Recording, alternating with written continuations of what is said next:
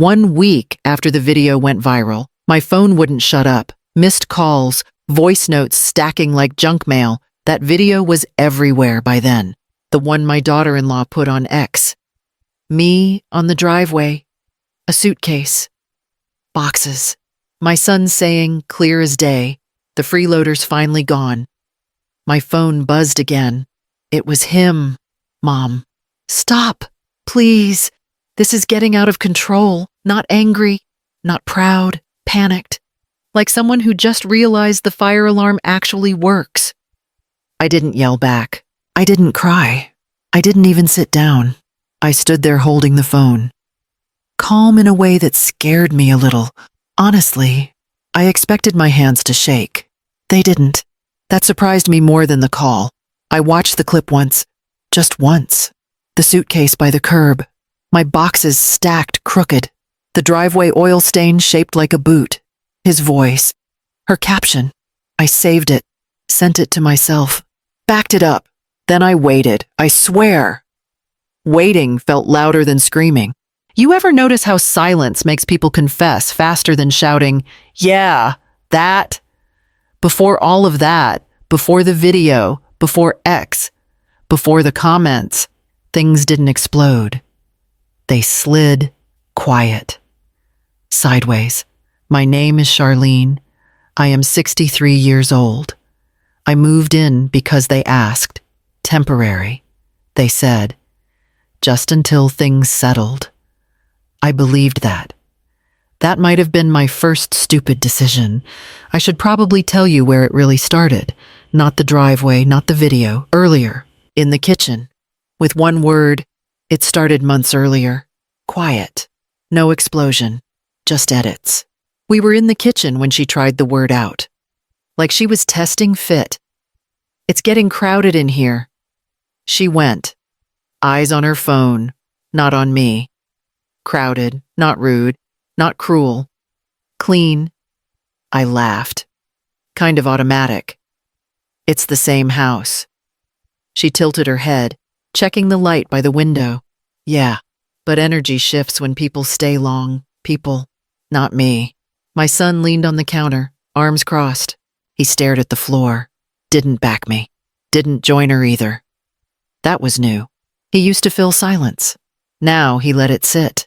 A few days later, she tried again. Different angle. I don't have privacy. She went. I'm always on. On for who? I wanted to ask. The internet. Brands. Whoever was watching that week. Then came the word that stuck. Boundaries. She didn't look at me when she used it. She looked at the camera stand she'd left by the fridge. After that, everything felt arranged. Chairs nudged out of frame. My mug moved. If I spoke while she filmed, she paused, smiled tight, and waited me out. Like a bad take. I brought it up once. Soft. Are you trying to tell me something? She smiled again. No, Charlene, I'm just trying to keep things healthy. My son cleared his throat. Let's not make this a thing. That's when I knew it already was. And I swear, that was the moment my home stopped feeling like mine. I found the account at a red light, thumb scrolling, muscle memory. I wasn't even looking for my name. The handle meant nothing. Random letters, blank bio, no photo, no friends tagged, no history. Just that one video, pinned like a warning sign. I tapped through it slow, once. Then again, it hit me why it wasn't her main account. No risk, no fallout. Something she could burn down and walk away from if it went wrong. She'd always been careful like that. Separate closets, separate feeds. One for brands, one for real life. Except this wasn't real life. This was cleaner. The video wasn't angry. That's what messed with people. It sounded calm, instructional, like a tutorial. Text slid across the screen in soft colors, setting boundaries with toxic parents. Then another cut. You're allowed to protect your peace. My son's voice came in under it. Flat. Rehearsed. The freeloader's finally gone. I paused it there. backed up, played that part again. The sound didn't line up with his mouth. Just a hair off, enough to notice if you were looking. I was. The next clip was my granddaughter crying. Her face blurred. The audio louder than it needed to be. That part wasn't even from that day. I knew her cries. I knew the rhythm. There were no dates, no timestamps, no context. Just a driveway, a suitcase, my boxes, and a story already written for anyone willing to finish it. I realized then, this wasn't about me leaving. It was about controlling how people understood it. A lesson, a performance, something meant to travel without them attached. I locked my phone and let the light turn green. I drove on. I didn't comment. I didn't call. I saved everything. What the camera never caught was the work. The quiet kind. The kind that keeps a house from sliding sideways. I woke up first. Packed lunches. Wiped the counters. Folded laundry before the dryer buzzed too long. I took my granddaughter when she woke crying at night so they could sleep. I learned her tells. The cough before the fever, the whine that meant hunger, not fear. I didn't post any of that. I just did it. When I talked, things shifted. That was the rule. You don't have to redo the dishes. I told her once. She didn't look up. I've got a system. When I asked about schedules, she tightened. I'll handle it. When I stayed quiet, she smiled. You're such a help. Help, not family. My son floated through it like a ghost. If I pressed him, he ducked. Let's keep the peace. He went, rubbing his face. Peace meant me shrinking. Peace meant not existing where the camera could find me. Filming days were the worst. I learned to read the setup. Tripod by the fridge. Ring light angled toward the table. If I crossed the frame, she paused. If I spoke, she waited me out. I started timing my movements. Dumb. I know. But you do strange math when you're trying not to be a problem. Me? One afternoon I asked, low and careful, do you want me here? She kept her voice soft. I want what's best for our family. That's when it clicked. This wasn't about space. It was about story. A clean one. Young parents. Boundaries. No extra faces in the background. If I left on my own, she looked cruel. If the internet watched, she looked strong. I remember the smell of bleach on my hands that day, sharp, lingering. I washed twice and it stayed. Maybe that's when I knew I was already being erased. It blew up late. That's how these things go. Too tired for patience. Too quiet to pretend. She already had her phone in her hand when it started. Not raised yet, just there, ready. I clocked that before anything else. The way you notice a knife on the counter and think nothing of it until you do. This isn't working anymore. She went, voice level. My son stood by the door, arms tight to his chest. He nodded once, like he'd practiced. I tried to slow it down. We can talk in the morning. He shook his head. No, we're setting boundaries. Tonight. Boundaries again. He leaned into the word like it could hold him up. You've overstayed, he added. The phrasing felt borrowed, clean, for someone else's ears. She lifted the phone then, not at me, at the room, at the idea of it. I just want this documented. She went, calm as glass. I packed fast, too fast, stupid fast, like if I moved quick enough, none of it would stick. The ring light she usually used for her get ready with me videos was now angled toward the driveway, catching every tear and every scuff on my old suitcase. Then she stepped beside him and raised the phone for real. Go ahead, she told him. Soft, coaching. He straightened. His voice changed. The freeloader's finally gone. That part wasn't true. Not yet. I was still there, still breathing, still holding the handle of my suitcase, but the line landed clean for the clip. They filmed after I was already out, after the door was closed, after the story could be trimmed. She circled once, catching angles. He repeated himself once more, louder. I didn't argue. I didn't beg. I got in my car and drove to my sister's place outside the city. My hands smelled like cardboard and cold metal the whole way. I didn't know it then, but the order mattered. They needed it that way, and I let them have it. My sister let me use the spare room and didn't ask questions. She just handed me a glass of water and pointed to the couch. That was enough. I watched the video again. No sound. Then with sound. Then frame by frame. Slow enough to feel ridiculous. The suitcase angle jumped between cuts. The shadows shifted. The same line from my son showed up twice. Identical breath. Identical pause. Reused audio. Sloppy if you knew where to look. I didn't cry. That surprised me. I felt empty, then sharp. Like something snapped clean instead of breaking.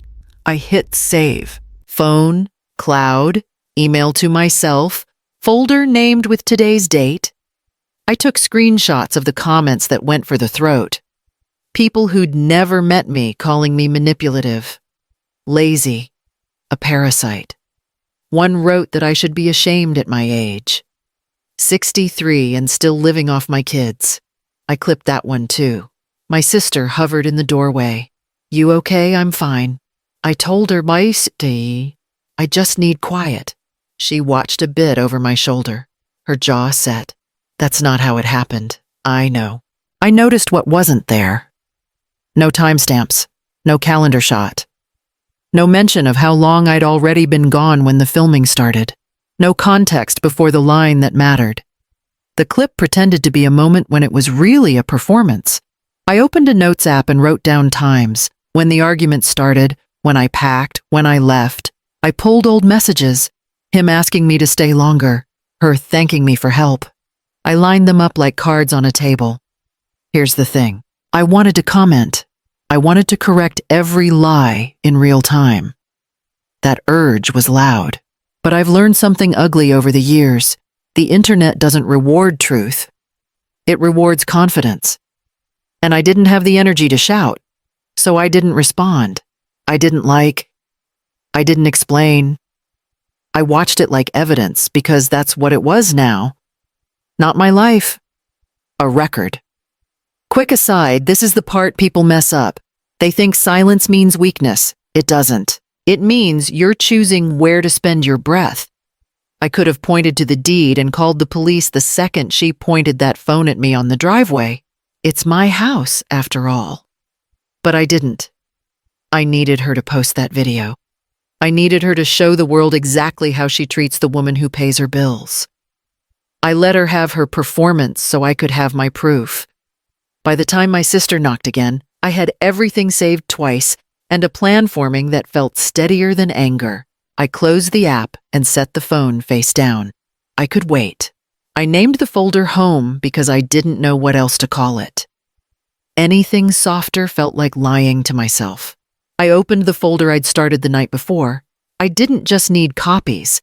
I needed a timeline that a stranger could understand. I organized the bank statements first, neat columns showing I wasn't a freeloader. Then I got to the messages. That's where the real blood was. Bad idea, but I opened them anyway. Just a few more months. We need you right now. Just for now. That was the lie they dressed up in the word temporary. I realized then that just for now had become my forever until I decided to end it. My sister sat across from me, glasses low on her nose, flipping through the stack. She used to work legal admin years back. Never practiced. But she knew how things break if you push wrong. Stick to facts. She told me, no emotion, no motives, just timelines. I can do that. She looked up. And don't threaten anyone. Let the information do the work. I hesitated with my hand over the keyboard. Just for a second. Long enough to feel the weight of it. Once this went out, there was no taking it back. No pretending we could smooth things over later. I thought about my granddaughter's laugh, about holidays, about the way my son used to call when he was stuck and needed help. I almost closed the folder. Then I remembered the driveway. The phone lifted. The line delivered clean for strangers. I named the email draft simply: context, timeline, documentation. I didn't add commentary. I didn't defend myself. I attached files and dates and nothing else. When I hit save, my hands shook for the first time all week. I let them. I wasn't trying to burn the house down. I just wanted my name back. I kept the emails short. That was the hardest part. No speeches, no explaining my feelings, just context. Dates, attachments, one clean sentence at the top. Here is background information related to a video currently circulating. Please review. I sent the first one to my son's company, General Inbox, Human Resources. I didn't accuse him of anything. I pointed out the clip, the line he delivered, the lack of timeline. I attached proof that I'd already left before the filming. I wrote that the video had gone viral and mentioned the company name in comments. That was it. The next set went to the brands my daughter-in-law had tagged. Same structure. Same calm tone. I didn't call her a liar. I didn't use the word abuse. I let the files speak. Screenshots. The staged moment. The apology she'd never offered. My sister watched me hover over send. Once it's out. It's out. She warned. I know. I told her. My voice sounded steadier than I felt. I clicked send. Then again. Then again. Nothing happened. No replies. No bounce backs. No threats. Just silence. 2 full days of it. The kind that makes your stomach buzz even when the room is quiet. I checked my inbox too often. I checked my phone less. I didn't sleep much. On the second night, my sister slid a plate toward me and told me to eat. I nodded and forgot to, by the morning of the 3rd day. My phone lit up all at once. Missed calls. Voicemails piling. My son first, then her. I didn't answer. I'd done my part. Now it was moving without me. They showed up 2 hours after my emails landed. Panicked. My daughter-in-law wasn't holding her phone to film anymore. She was holding it like a shield as she stepped inside. My son followed behind her, eyes darting past me like he was checking exits. This needs to stop. She opened. You've gone too far. I didn't raise my voice. I didn't stand up. I slid the folder across the table. Sit. I told them. They didn't at first. Then my sister cleared her throat and pushed the folder closer. That did it. My son flipped pages. His face changed fast. Confusion to recognition to something like fear. That's private. He muttered. It was my money. I answered. And my house. She leaned forward. You're trying to destroy us. No. I went. I'm correcting the record. Silence stretched. The kind that hurts ears. You're taking the video down. I continued. You're posting an apology. You're stating clearly that it was staged and filmed after I left. You're admitting the timeline was manipulated. She laughed once. Sharp. You can't make us. I slid my phone across the table. Emails open. Replies finally rolling in. Not friendly. Professional. Cold. My son swallowed. We can explain it. You already did. I told him. To the internet. They left angry. An hour later, her account went live again. New video. Same faces. Different tone. She spoke first. Voice tight. We made a mistake. My son stared straight ahead. The video didn't show the full context. Then the line she hated saying. It was staged. The comments came fast. Faster than the first time. Screenshots of the old clip. Side-by-side comparisons. People calling out the edits. A commentary account stitched everything together, slowing it down, pointing at cuts I'd noticed days ago. They reposted my receipts. All of them. She turned off comments within the hour. People noticed. Screenshots spread anyway. Someone wrote, "Funny how boundaries disappear when consequences show up." By that evening, my son called. Not yelling, not pleading, just quiet. "I've been put on leave," he admitted. She texted after. One line, "All my contracts are paused." I didn't respond. I watched the apology loop once. No sound. I noticed how carefully they avoided my name. That night, I slept without my phone on the table for the first time since the driveway. The fire was finally burning somewhere else. My lawyer called 2 days later, calm voice, efficient. "You're entitled to return," she told me. "You can enforce it. We can move fast." I thanked her and hung up. I didn't feel relief. I felt tired.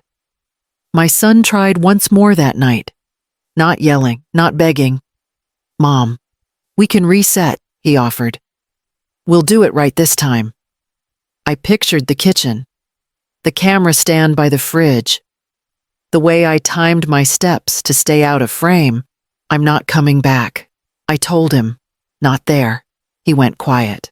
"It's still your house." "I know." I said, "That's not the point." I found a small rental near my sister, nothing fancy. 2 rooms, a patch of dirt out back where I could plant something if I wanted. No ring lights, no tripods, no waiting to be useful. When I signed the lease, my hand didn't shake. The apology video stayed up. My name cleared itself in the comments without me lifting a finger.